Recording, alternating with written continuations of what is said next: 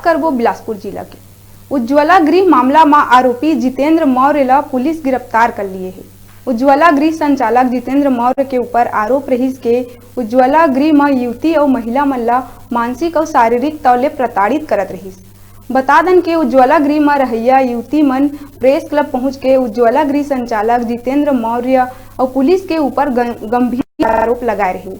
ओमन जितेंद्र मौर्य के नाम लेते हुए शारीरिक और मानसिक तौर ले प्रताड़ित करे के आरोप लगाई, जेमा युवती मन ले कोर्ट में बयान लिए गई। जी हाँ, एक युवती कोर्ट के समक्ष अपन बयान में स्पष्ट शब्द में कहिस के संचालक जितेंद्र मौर्य ओमन के संग बलात्कार करत रहीस।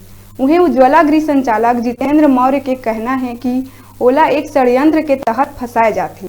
जांच के दौरान पता चल जाही कि कौन गलत है।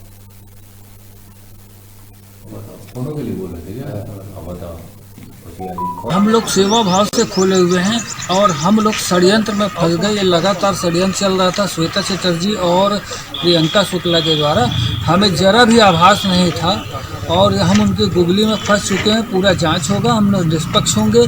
जिस लड़की ने बयान मेरे विरुद्ध दिया है उसको एक दिन पहले पेपर में छपा हुआ था, उसको ले जा करके खिलाया, उसको अच्छे से कपड़ा लत्ता पहना के झूठी बयान 164 का कराया गया।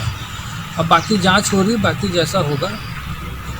तो जांच आपको क्या लगता है जो जिस तरह के 76 या इस तरह के मामले जांच में आप जी उसके पहले सरकंडा थाना में भी बयान हुआ है ना। और वो लड़की जिस तरह से बोल रही है कि का जो है और उसके जो भी वहाँ रहने वाले साथ में उनका 164 के तहत कोर्ट में कल स्टेटमेंट कराया गया।